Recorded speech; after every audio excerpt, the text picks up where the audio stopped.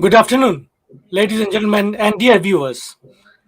I welcome all of you on behalf of Conflict and Resilience Research Institute Canada to today's very important webinar on truth and reconciliation and what is our thoughts.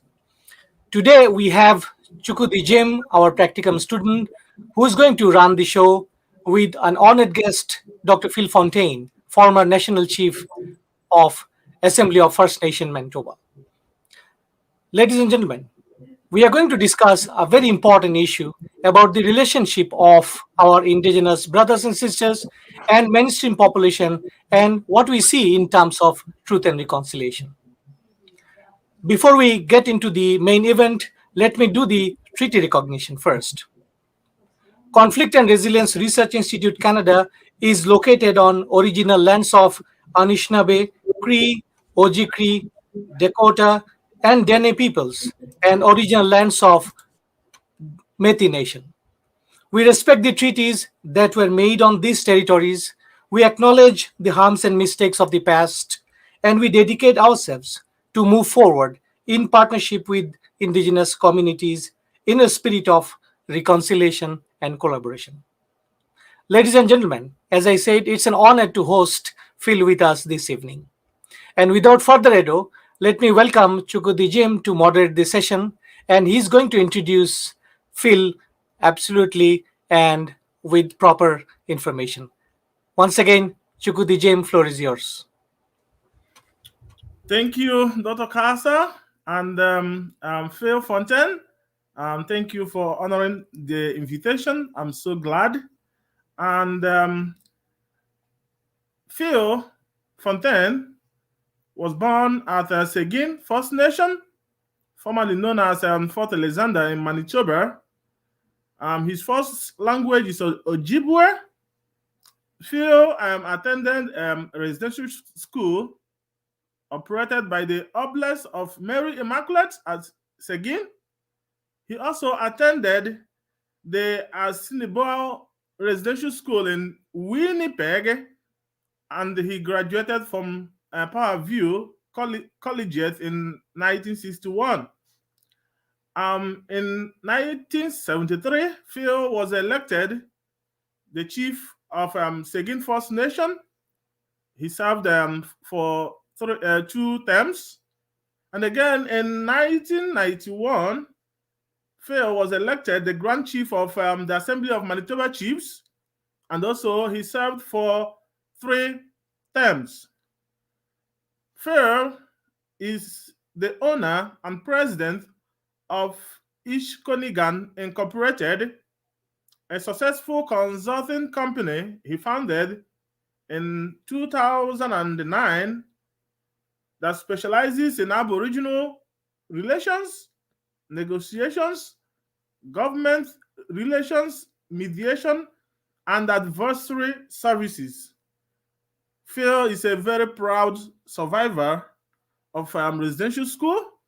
So we are so privileged today to hear from the horse's mouth, and we believe that your knowledge will be so direct and so evidential.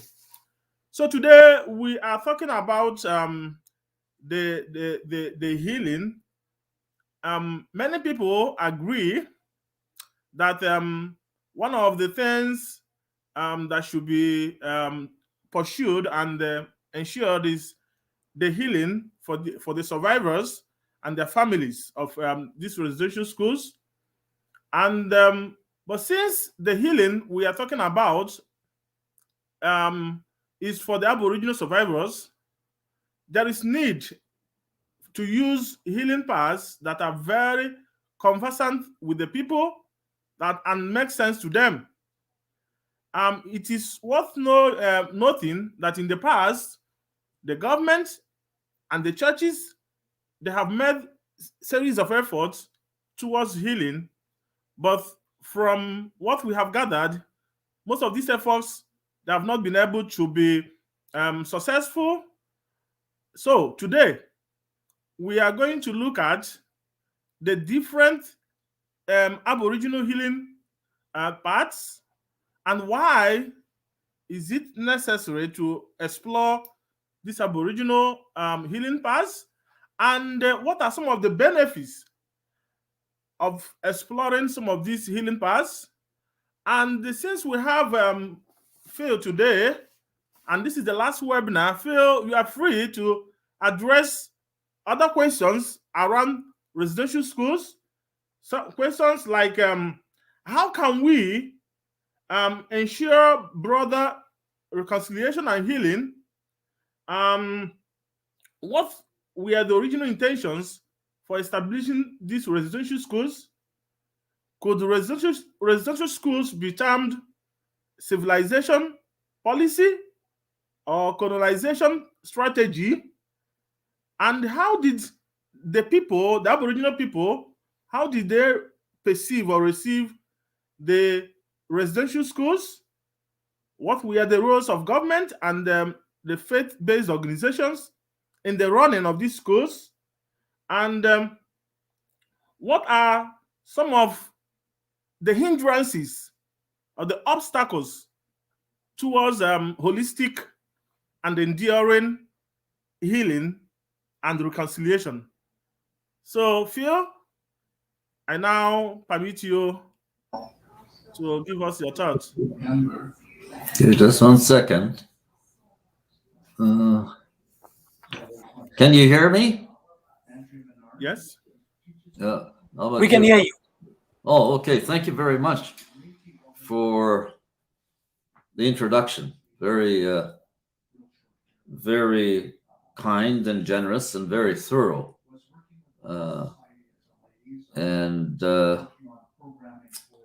We are going to be in discussion about a very important issue. We're going to talk about reconciliation. We're going to talk about healing. We're going to talk about the truth. And those three important concepts are going to be interwoven in the story of residential schools in Canada. How they came to be, the policy that governed residential schools, and the consequences of the residential school experience. Residential schools existed for over 100 years in Canada, in every part of the country. The last school closed in 1996.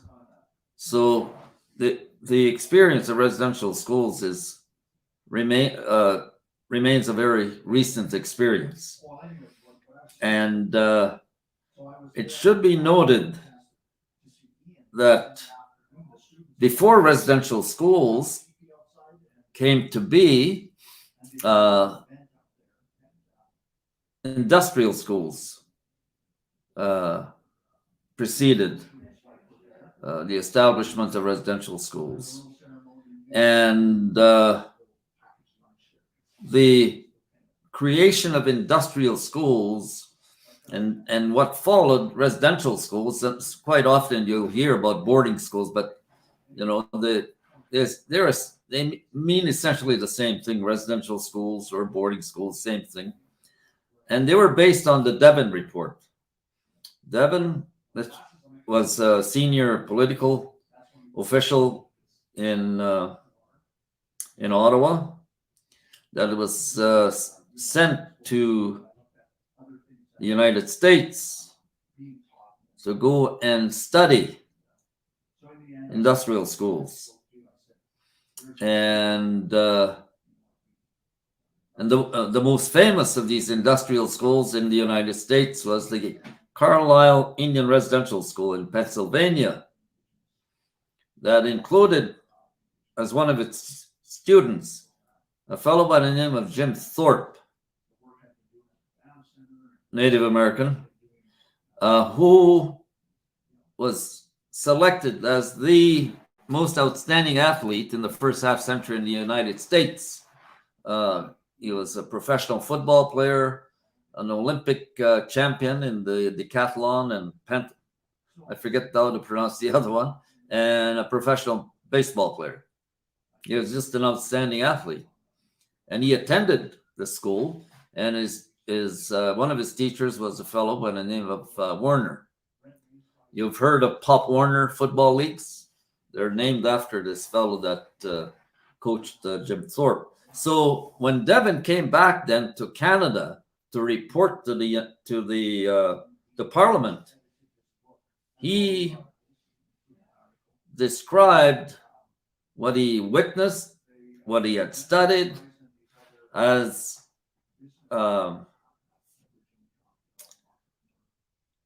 producing outstanding results. That it was the way for the future in terms of Indigenous peoples here, or Indians as we were known back then, for Indians to become a part of Canadian society. And so that's how industrial schools first came about, and then what followed. For example, where you are in Manitoba, there were at least 5 industrial schools, including one in St. Boniface, Middle Church, Brandon, Elkhorn, and I forget the 5th one. And all of these eventually were closed, and in their place, they established these residential schools. Both of these institutions were designed through policy to eradicate any sense of Indianness in Canada, to fully assimilate our people into the Canadian way of life. And they decided, or they had determined, that the most effective way of doing that is to take the children away from their families and the communities, to remove the influence of the families on these children. And so we ended up in these schools. For example, I went for 10 years, and we had limited contact with our families. We went home on for summer, 1 week in Christmas, 1 week at Easter, and that was the extent of our being part of our families. And there was a real effort to compromise our ability to speak our languages. I'm Ojibwe, and most of the students I attended school with, at least in Sagkeeng, Fort Alexander, a little different than the Assiniboia, most of the students there were Ojibwe. So most students entering the residential schools spoke Ojibwe. So the first language at the school became English and not Ojibwe. So during the course of whether you were there 7 years or 10 years or 12 years, your ability to speak your language was undermined significantly. And that was one way they determined, I'm talking about government, to affect our ability to be Indigenous people, to be Ojibwe. It was to take us away from the influence of the family, discourage us from speaking our language, and in many cases, to discourage students to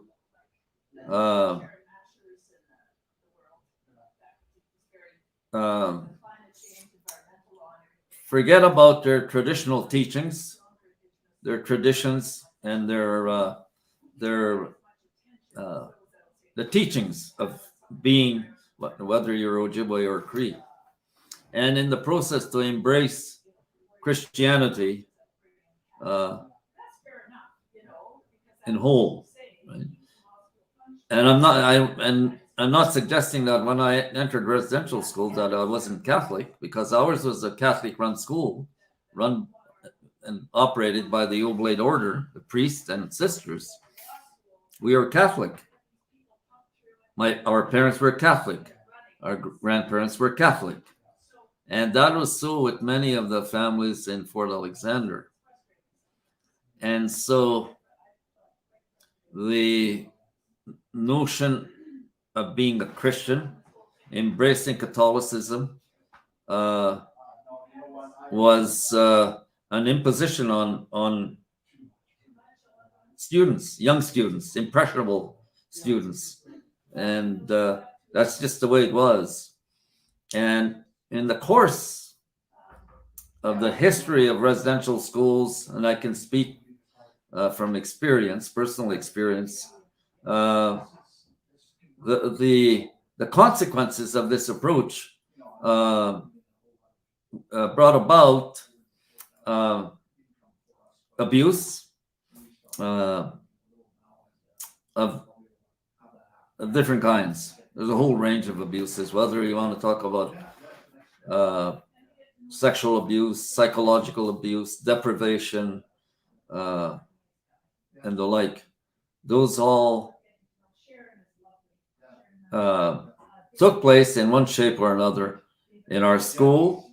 And as we've come to learn, this was pretty common in most residential schools in Canada, whether they were operated by the Oblate Fathers or other Catholic orders, the Presbyterian Church, the Anglican Church, the United Church, and in latter years, the Mennonite churches. The experience was essentially the same. So this brought about some terribly tragic consequences for the survivors of this experience. And we are living the consequences of these experiences, and it has scarred a lot of people. It has caused flaws in our being as Ojibwe people and other Indigenous peoples, and we are challenged to try and address these consequences. And as you can well imagine, it's not easy. As I spoke about this when I first, when this issue first became public, I described it as a big black cloud hanging over our community. And any thought, any effort to try and describe a vision for ourselves was severely compromised by this tragic chapter in our history, a dark chapter in Canadian history, largely unknown in the general population, but very central in the lives of our people that had the experience of attending a residential school. And let me make this one point. I mean, we talk about reconciliation, the truth, healing. Well, and we have focused, as you know, a lot of our time and effort on securing an apology, for example, from the Pope. We know that a number of Catholic orders, for example, the Oblates were the first to apologize in 1996, I believe. And the other orders have also, the other denominations have already done the same. So there is now this determined push to convince the Holy Father to apologize, following the Truth and Reconciliation Commission and the 94 calls to action. But that's one stage in the process of reconciliation, this journey that Justice Mary St. Clair talked about. this journey that was like climbing a hill. And it is true, it's not an easy path to follow, but it's absolutely necessary. And so part of this process includes accepting these apologies if one is able and willing to do so. But if you are, then it makes it easier for one then to forgive.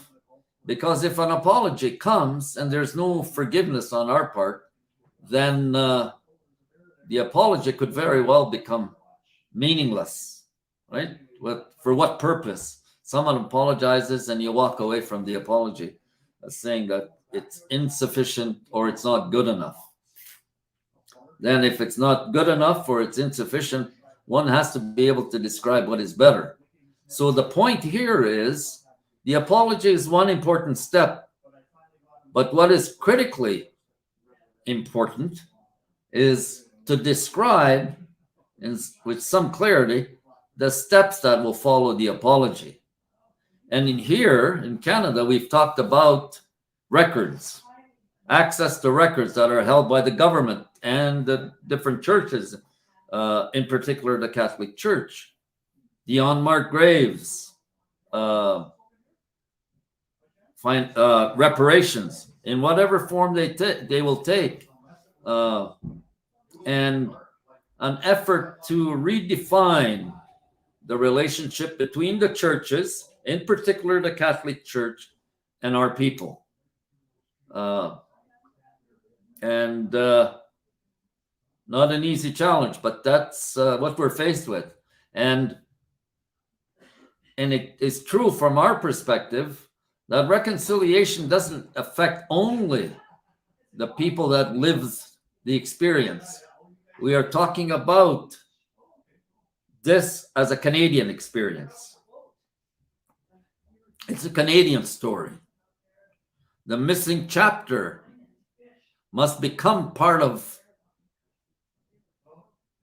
the Canadian story about residential schools. And if we can do that and sincerely, respectfully, and with truth behind the storytelling, I think we will make some significant strides to bring about true healing and true reconciliation. And with that, we will be able to speak about the truth of this experience, this Canadian story, one that must be shared with all Canadians. And the most effective way of doing that, in my view, is to include that in the curriculum. That is part of every level of schooling in Canada, whether we are talking about elementary schools, junior high, high schools, colleges, and universities. This must become part of the story that is told all of our students. And that means ensuring that the people telling the story, teaching these kids, themselves know the story, know the truth of the story, are aware of the experience and the challenges that are related to reconciliation. How's that for a start?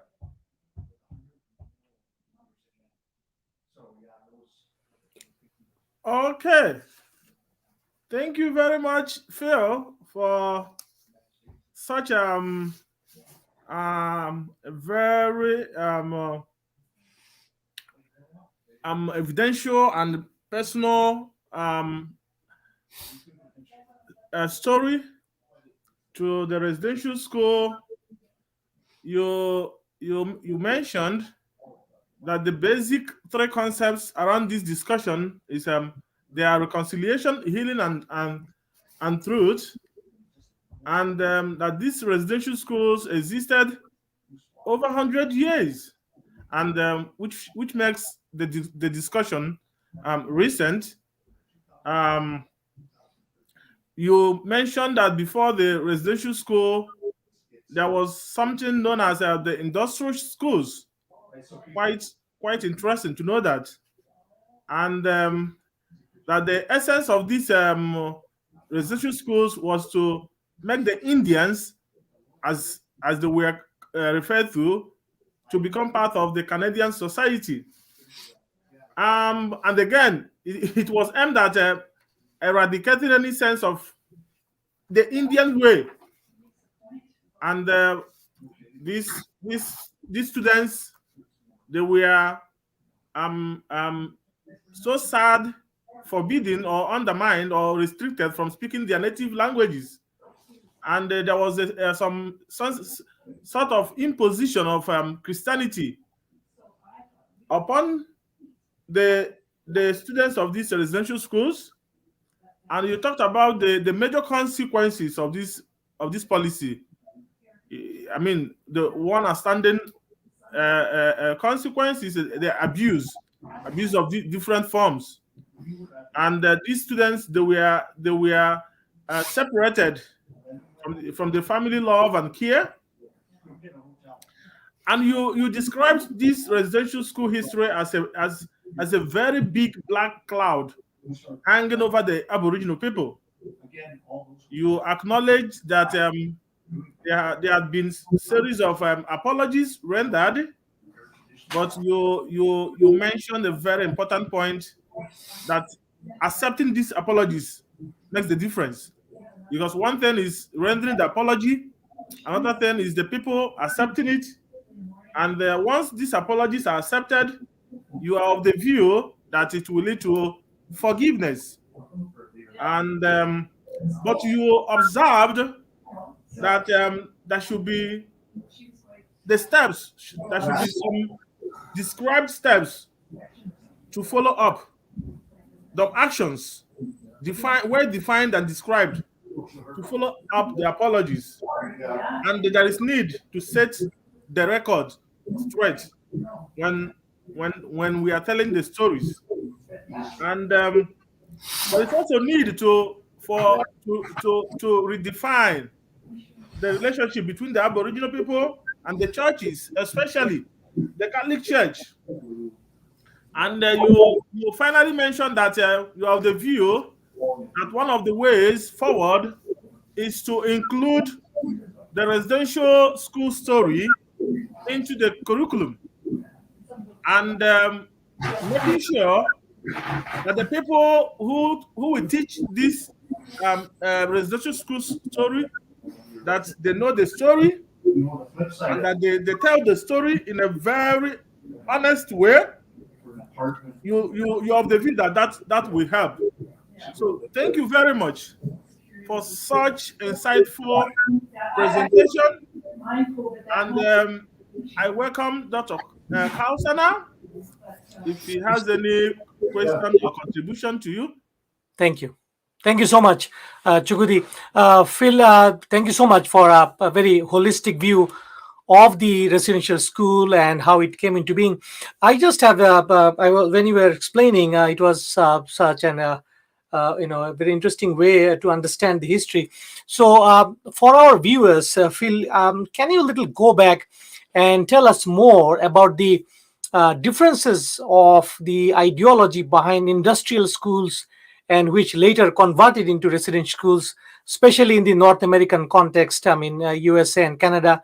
Why the colonizers or settlers they thought about converting those industrial schools to residential schools? What were the underlying causes for such a decisions? Thank you very much. Well, first of all, we should give some context to this part of the discussion about industrial schools and residential schools or boarding schools. One shouldn't overlook the fact that Confederation excluded our people. And so the two dominant systems that emerged from the creation of Canada were the French and the English, and Indigenous peoples were excluded. And so this exclusion was further reinforced by the introduction of the Indian Act that was introduced in 1876. And it is the only legislation of its kind anywhere in the world where it is for a race of people, a specific race, that sets out government control and say over the lives of our people.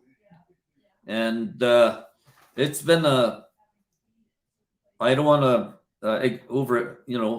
overstate this, but it's been like a millstone around our necks. And we are finally emerging in our own presence, our own positive presence, in spite of the continued existence of the Indian Act.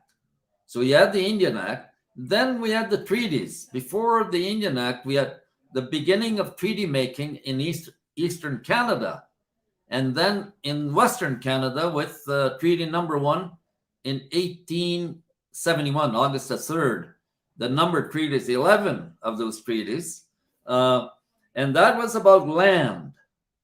That was about ensuring that our people became sedentary rather than the way we were, which was to live off the land. For example, in Western Canada, most of our people, western part of Manitoba, Saskatchewan, Alberta, followed the bison into the United States, and they lived off the bison. And the bison, as you know, became an important commodity with the Hudson's Bay that had been, through decree in 1670, was given 40% of the land mass in Canada, plus a monopoly, a trade monopoly on fur. Right, so you have all of these forces at play, and so what to do then about the Indians, because they seem to be in the way of settlement. And one way of ensuring that the settlers had access to good land was, one, to negotiate treaties, two, to educate the young people to embrace all of the elements of civilization, meaning being able to work in the Canadian economy, whatever shape it had in 1876, 1860, and the early 1900s. So that's what these schools were about. The industrial schools were all about teaching the young men and women how to work in the outside world, meaning beyond the reserves, right? To be farmers, or to be blacksmiths, to have women as seamstresses, and the very basic elements of an economy. Not to teach them to be engineers or doctors or part of the higher learning in these schools. Keep in mind one thing. When treaties were being negotiated, one of the elements, one of the promises that each signatory to the treaty insisted on was a schoolhouse. They wanted government to support an education system on our reserves, to teach our people the ability to read and write. Our people called it the cunning of the white man, to acquire the cunning of the white man, which simply meant the ability to read and write, so that when you look at the treaties and you study them, you'll notice that there's always a reference to a schoolhouse. And when the Indians wanted a schoolhouse, the government was obligated to build a schoolhouse. And the schoolhouse represented everything that education was about in those days, beyond at least the reserve system and in large parts of the Canadian society, right? So essentially, there was little difference, at least in the early days, between industrial schools and residential schools. The big difference, at least for a while, was the inability, health-wise, for the kids to fight off diseases that were rampant in these schools. For example, in St. Boniface Industrial School, one of the reasons that was shut down was that, one, kids were too far from their homes and families. Two, a lot of the kids were perished in these industrial schools. And so the families were pushing for schools similar to the industrial school, right? Be built on their reserve. That's how our school came to be established in 1907, I think when it opened. So it was all about assimilation. It was all about another big step in terms of colonization. And it was all about changing us into what we were into something else, which was to be like the white man, right? And acquired all of the so-called skills of the white man. And in the process, right, of the education system, treaties where land was alienated, large tracts of land was alienated from our people. There was a growing dependency of our people on government to sustain themselves, right? We weren't part of the Canadian economy in a significant way, though I would argue that this is changing quite significantly and rapidly these days because of certain legal decisions and the fact that we're getting better educated, we're more politically involved, and we realize, a lot of our leaders, I should say, realize that creating our own wealth is one of the ways to reestablish ourselves in our homeland.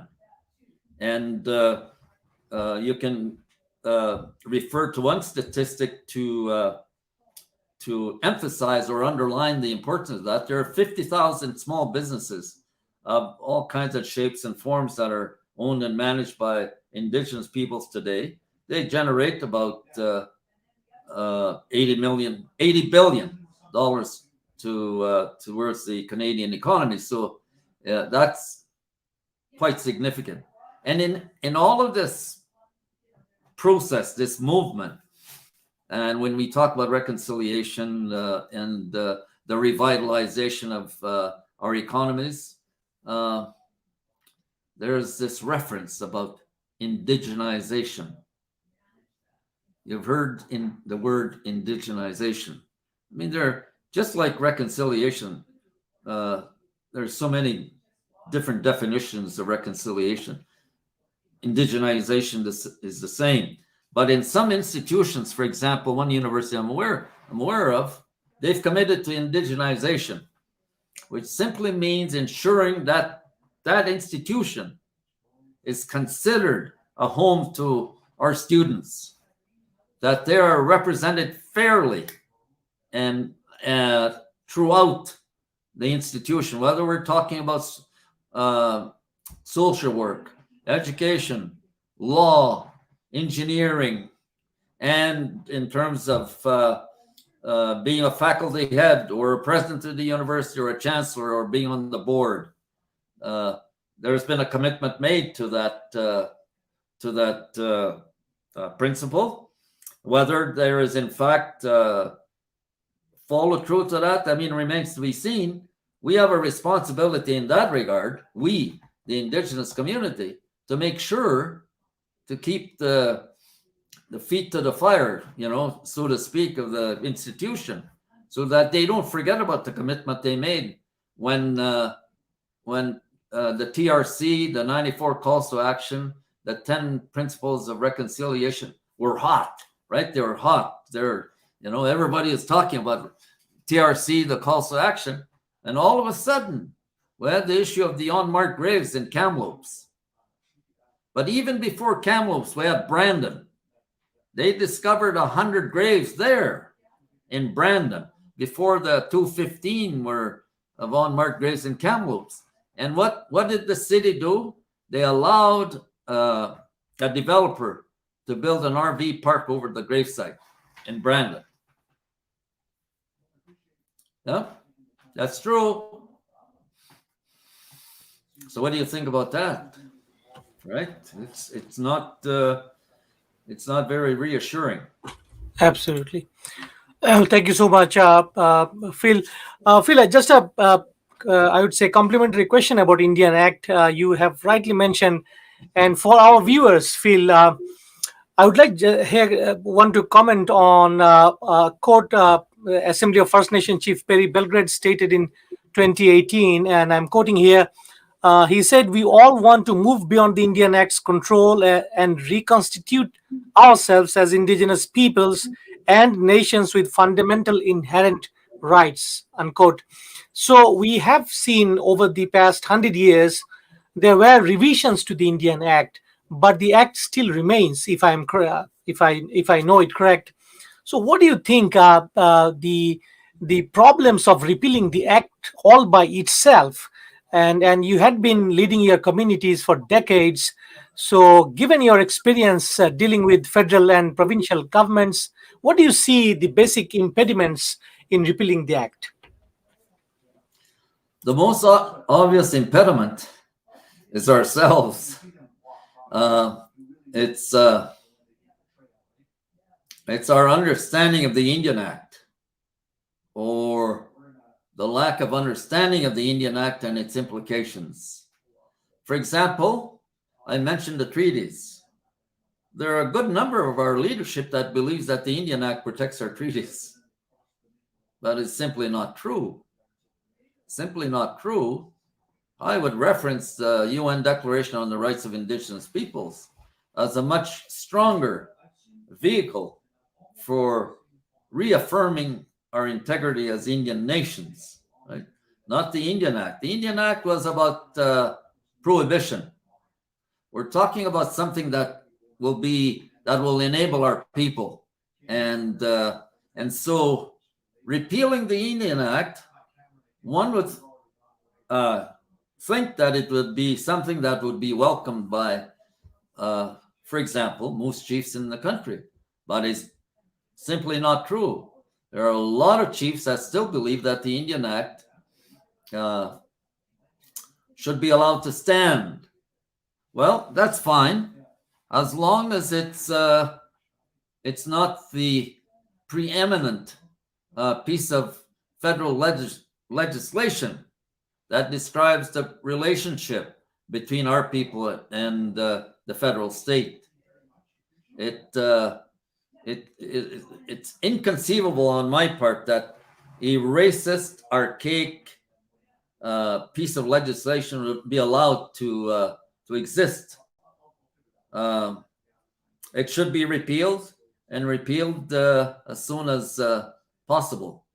Whether that will come to pass, I don't know. It may be that UNDRIP, maybe the calls to action, maybe the 10 principles of reconciliation, and other matters will make this whole thing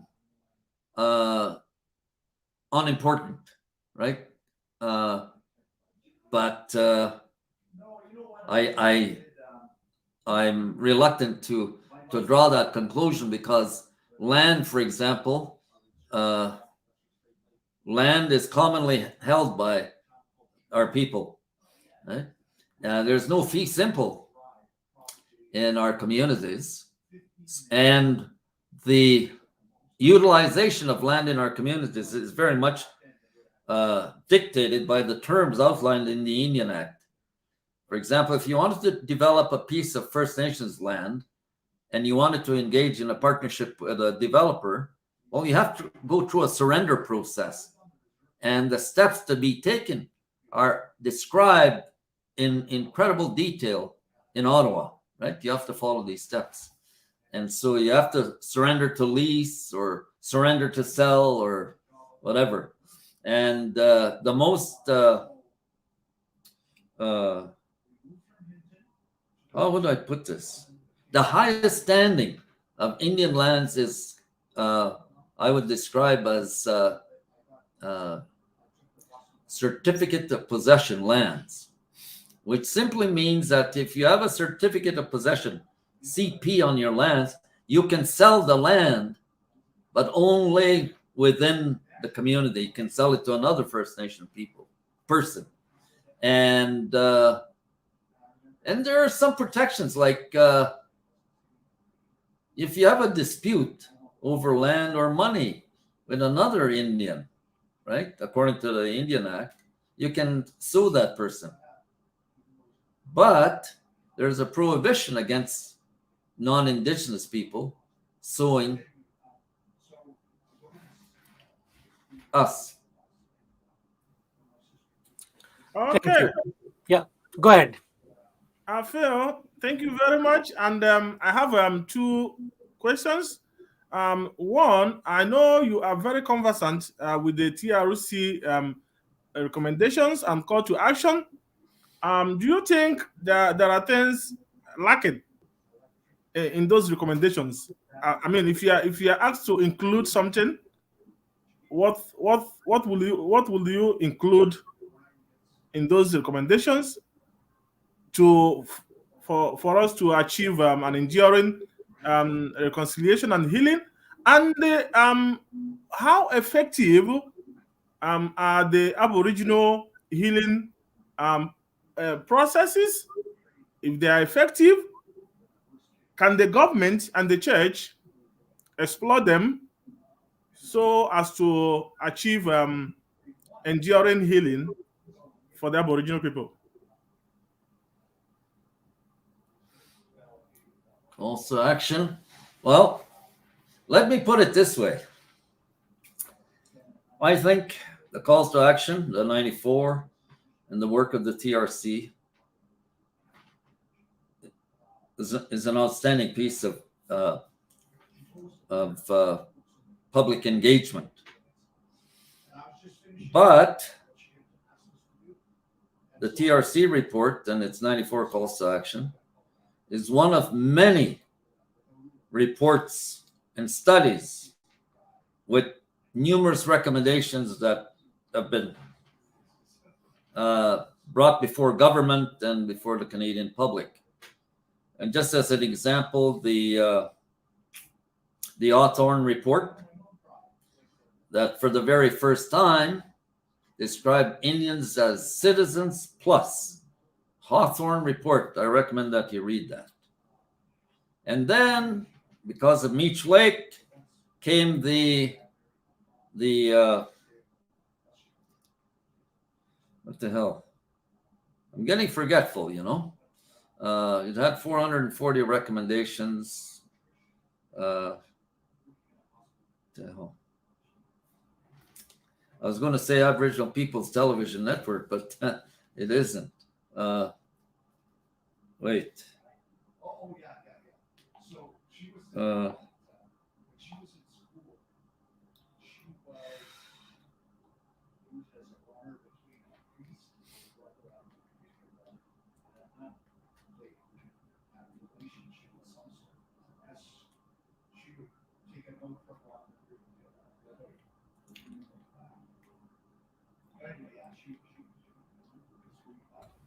So, Phil, are you referring to Hawthorn survey of Yep. India?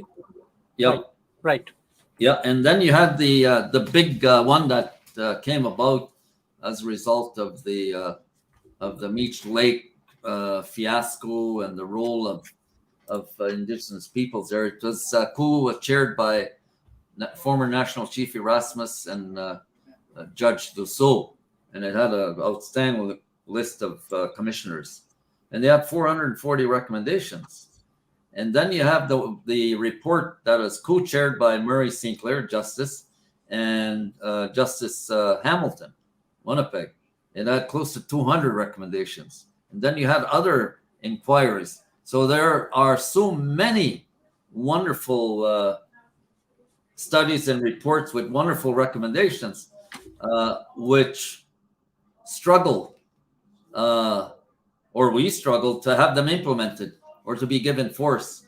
So with the TRC and the 94 calls to action, there must be a legislative vehicle committing all governments to honor the TRC and the calls to action, including the 10 principles of reconciliation. Because right now, as it is left up to each government, each level of government, including the federal government and others, to give effect to the 94 calls to action. And in 1997, for example, we had the what the hell? Government didn't have an apology, but it issued a statement of reconciliation with $350 million. They didn't apologize there, but the fact that they came out with the statement of reconciliation made it possible to negotiate the historic Indian Residential School Settlement Agreement. That's the largest human rights settlement in Canadian history, one of the largest in the world. So are you of the view that Aboriginal reconciliation and healing processes should be explored? Are you of the view? Do you support such view, and why? What the view is? What's your position? That Aboriginal reconciliation and healing processes should be explored, should be used to bring about healing. Change? Yes, absolutely. And the point there is that there isn't only one way of doing things, right?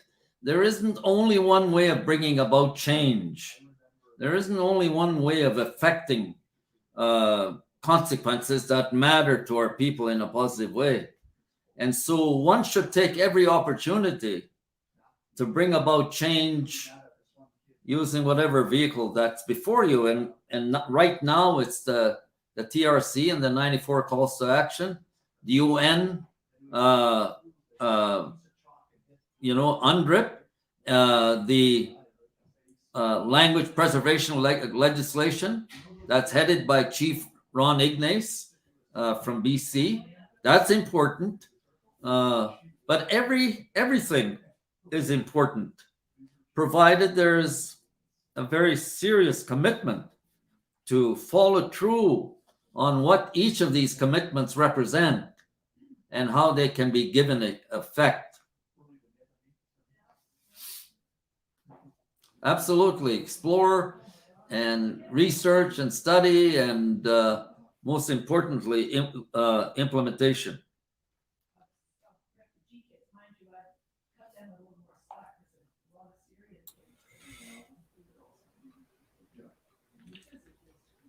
Thank you very much. Chukwudi, do you want to just summarize, and then I'll conclude? Thank you. Yeah, Phil, thank you very much. At least today, you have, explained a lot of things for us and for our viewers. The difference, the major difference between industrial schools and the residential schools, and you talked about empowering the Aboriginal people to create their own wealth. That is very, very important. That will lead to some sense of revitalization. You talked about indigenization. That's a very important concept that should be explored. And you talked about commitment on the part of the government, on the part of the churches, to implement And you talked about there should be some legislation to really force these people to implement what the recommendations that have been made so far. So I am so grateful that you accepted to talk to us and talk to our viewers. You have really brought a very personal touch to our discussion. So thank you very much, and we are grateful. You are muted. Oh. Not that you- Wait. okay. Am I still muted? No, you're good. You're good. Oh, the report with 440 recommendations is called the Royal Commission on Aboriginal Peoples. Okay. And then what followed was a statement of reconciliation in 1998. I was national chief then, and I received the statement. And there's been a lot of things that have happened. You know, when you put everything together, the National Day of Truth and Reconciliation, September the 30th, that will be now recognized as a day of recognition, if I can call it that way. And we have a lot of tools now at our disposal, and we have a lot of good work ahead of us, you know, that people have done. They've tilled the soil very, very, very well, and we can bring about massive positive political change in Canada that not only will improve the lives of Indigenous peoples, but improve the standing of Canada internationally, right? Because if there's one stain on Canada's reputation internationally, it is its treatment of Indigenous peoples. The way they took our land, the way that they're resisting in compensating fairly the cost of alienating our lands, the loss of agency, taking control away from us and putting it in the hands of government. In the early days, in the hands of Indian agents and now unknown faces and names of federal bureaucrats. There's still a lot of work to do, but we're better equipped now to meet these challenges head on. And I want to say one thing, and you know, I talk about, and I have been very harsh in my words about church officials, priests, nuns, brothers, and what have you. But not every person that worked in these schools as part of a religious order were monsters, right? That had no feeling of caring or goodwill to the children that were in their charge. A lot of these people were good people. They were good people, and they carried out their responsibilities very carefully and meaningfully. But it was the system. They were also held captive by this policy, by the system that was imposed by Canada on us, and they used the churches as the agents of change, right? Leading us from backwood people to becoming good little Indians, right? But we all know how the story ends, right? We all know that. And it didn't work out all that well. Thank you very much, Chukwudi and Mr. Phil, for your wonderful wrap up. Ladies and gentlemen, the audience, we are absolutely at the end of our today's webinar. It's such a great conversation with Phil, almost an hour past now. And I'm just trying to give the audience a little bit of what you call history and also information.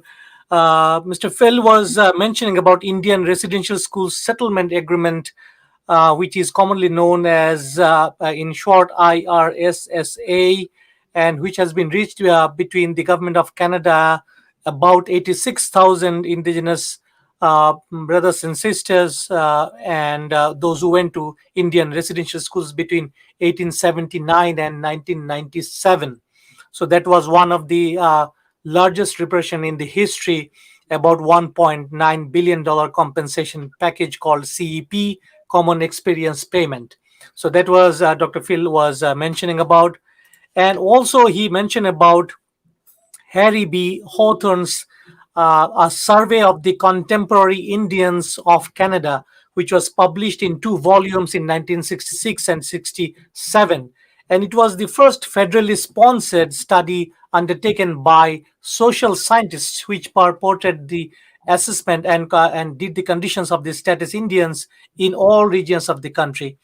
And under Hawthorne's direction and editorship, the survey reported on Indian economic, social, and educational needs and advanced some 150 recommendations. That was also Phil was referring to at some point in time. Ladies and gentlemen, I would like to conclude by extrapolating some of the Phil's comments here. And he mentioned very rightly United Nations Declaration on the Rights of Indigenous Peoples. And I'm very much tempted to once again read verbatim what has been mentioned there, because Phil was comparing UNRIP and a number of Indian acts that has been revised in our country, but actually it still exists. So the first one in UNRIP, it says, and I quote here, affirming that indigenous peoples are equal to all other peoples while recognizing the right of all peoples to be different, to consider themselves different, and to be respected as such.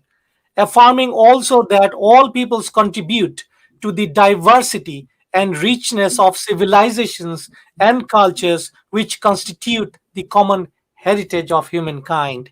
And lastly, but and most importantly, reaffirming that indigenous peoples, in the exercise of their rights, should be free from discrimination of any kind.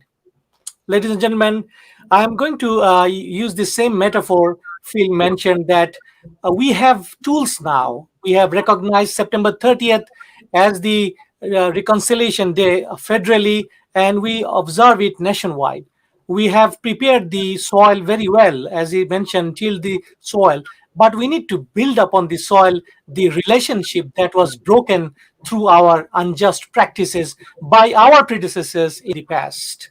So I leave you with this note and with the hope that we journey together in the path of reconciliation and harmony in the future. And on behalf of Conflict and Resilience Research Institute Canada, I would like to personally thank Dr. Phil Fontaine to be with us for 1 hour and 4 minutes, and Chukwudi Jieme for organizing such a wonderful webinar.